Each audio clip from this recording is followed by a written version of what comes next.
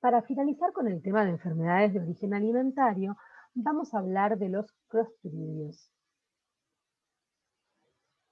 El Clostridium spp es un género de bacilos rectos, gram positivos, anaerobios, estrictos, inmóviles y solos o dipobacilos formadores de esporas. Forman parte de la flora del intestino del hombre y de animales y se encuentra en el ambiente. O sea que es una bacteria que es muy común tenerla en nuestro entorno y que también va a formar parte de la microbiota intestinal de cada uno de nosotros. Dentro de los Clostridium spp tenemos el Prefinger, que genera gangrena gaseosa y otras enfermedades, el Tetani, que puede generar tétanos, el Botulinum, que genera botulismo, y el Difficili, que genera una enterocolitis. Con respecto al Clostridium perfringens, este microorganismo produce diferentes patologías como gangrena gaseosa, celulitis anaeróbica, endometritis, intoxicación alimentaria. Las primeras tres, que son la gangrena, la celulitis y la endometritis, no se consideran, es decir, no son enfermedades transmitidas por alimentos, sí la intoxicación alimentaria. Vamos a centrarnos en esta ocasión, de acuerdo a lo que nos lleva el tema, a hablar sobre lo que es el Clostridium perfringens como intoxicación alimentaria. Puede generar una enteritis por ingestión de gran número de Clostridium, donde hay dolores abdominales y diarrea, raramente presenta náuseas y vómitos, y los síntomas pueden desaparecer al cabo de 24 horas. En cuanto a la enteritis necrotizante, esa es una enfermedad más grave, y se genera por la ingestión de carnes contaminadas con el Clostridium. Los pacientes suelen sufrir de muchos cólicos, dolor abdominal, diarreas, que puede tener presencia de sangre y puede haber presencia de shock. La acción de la toxina produce inflamación, hemorragia y necrosis, y la mortalidad de esta infección es elevada. ¿Qué alimentos estarían involucrados en la infección por Clostridium perfringens? Las carnes asadas de distintos orígenes que se mantienen a temperatura ambiente o que son calentadas de manera inadecuada, carnes preparadas con antelación no conservadas ni recalentadas adecuadamente, carnes crudas con higiene deficiente, leches y lácteos contaminados con materia fecal durante el ordeño, si las esporas germinan en malas condiciones de conservación. En cuanto a la prevención por la intoxicación, podemos hablar que las medidas preventivas van a tender a evitar el crecimiento y la multiplicación.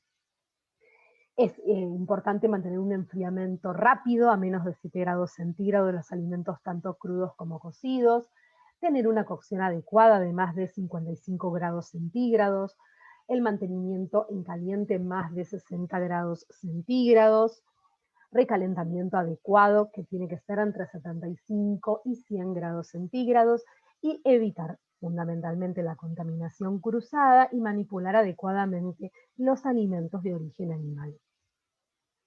En cuanto al Clostridium botulinum, ¿sí? El botulismo es una enfermedad paralizante y potencialmente letal causada por la neurotoxina botulínica, y se reconocen 4 tipos de botulismo. El primero es el botulismo clásico, producido por intoxicación alimentaria tras la ingestión de esta neurotoxina preformada en un alimento contaminado. En segundo lugar está el botulismo infantil, que se da en menores de 1 año que elaboran la neurotoxina en el tracto intestinal, es decir, estos niños menores de 1 año, al no tener una adecuada acidez en el estómago, la bacteria del Clostridium botulinum puede llegar hasta el intestino, establecerse allí y generar toxinas desde el tracto intestinal. Y esto se puede deber justamente por haber ingerido alimentos con esporas, y es una toxicoinfección alimentaria, es decir, hay infección y hay una intoxicación en simultáneo. El botulismo es indeterminado en niños mayores de 1 año y en los adultos, causado por la producción de la neurotoxina tras la colonización intestinal con la bacteria, que también es una toxicoinfección alimentaria. Y el botulismo de vidas, que resulta de la elaboración de la neurotoxina in vivo después del desarrollo del Clostridium botulinum en la herida infectada y es una tóxico-infección no alimentaria en este caso. En cuanto a la intoxicación botulínica clásica, podemos decir que genera alteraciones digestivas como náuseas, vómitos, diarrea seguida de estreñimiento grave, alteraciones oculares como fatiga y alteración muscular, párpados caídos, dificultad para acomodar la visión, vértigo, cefalea, fotofobia y a veces estrabismo. Y en cuanto a las alteraciones bucofaringias, puede presentar disfagia dolorosa, ardor faríngeo y sensación de sed. En cuanto también a la forma clásica, podemos observar que además disminuyen las secreciones lagrimales, nasales, salivales, cutáneas y digestivas. La parálisis vesical da lugar a disuria, no hay presencia de fiebre en este caso. En las formas graves se observa parálisis de los músculos respiratorios y más tarde de la musculatura estriada voluntaria. Y la dificultad para respirar es lo que puede llevar al paro cardiorrespiratorio. En cuanto al botulismo infantil, las esporas llegan al intestino del niño menor de 1 año por ingesta, por ejemplo, de miel o por aerosoles que permiten que sean tragados o inhalados. Entre los síntomas encontramos estreñimientos, también puede haber síntomas neurológicos como náuseas, dificultad para tomar el alimento, debilidad, letargo, inexpresión fatal, dificultad respiratoria, afección faríngea, llanto débil o alterado. La pérdida del control de la cabeza es el síntoma más característico en estos niños menores de 1 año y puede llevar a la muerte y es el causal de algunos de los casos de muerte súbita. Por eso es fundamental que los niños menores de 1 año no consuman miel. En cuanto al botulismo indeterminado, los síntomas son semejantes al botulismo clásico y como el botulismo infantil se produce la colonización del intestino del paciente y allí la producción de la toxina, por eso es una toxicoinfección. En cuanto al botulismo de las heridas, esta presentación es muy rara y se produce cuando la toxina es producida por Clostridium botulinum que infecta la herida traumática o heridas producidas por el uso, por ejemplo, de drogas endovenosas y nasales. El cuadro clínico es similar al botulismo transmitido por alimentos, solo que además puede haber fiebre por la infección local de la herida.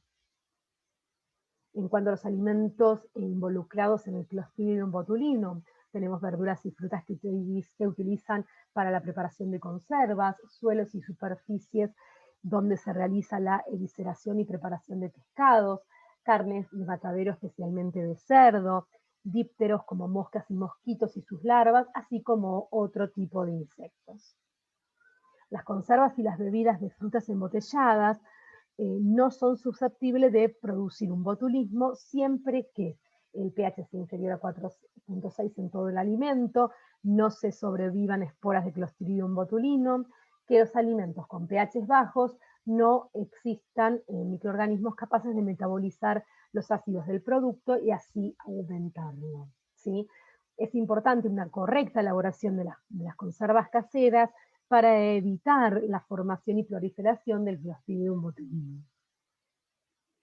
Las conservas han sido siempre durante años las causas más frecuentes de intoxicaciones botulínicas en muchos países, y la mayoría de estos casos son consecuencias del consumo de estas conservas caseras, es decir, elaboradas artesanalmente. Hay que tener en cuenta que los fallos en la elaboración más comunes de estas conservas son defectos en la esterilización, desproporción entre el calor aplicado y el tamaño del envase, defectos en el cierre y la escasa acidez del contenido de la conserva. Para la prevención del Clostridium botulinum tenemos que considerar que el control del botulismo en las conservas de los alimentos se obtiene con medidas preventivas como utilización de productos frescos y sanos, limpieza cuidadosa de los alimentos que se van a conservar y en las conservas de elaboración casera hay que esterilizar por presión, conservación de las semiconservas, es decir, conservas no estériles, en refrigeración, salazón correcta de carnes y pescados. Y en las conservas de elaboración industrial hay que considerar los parámetros de esterilización seguros, correcta aplicación de las sales de curado, vigilancia e higiene de los productos elaborados. Con esto finalizamos esta presentación. Muchas gracias.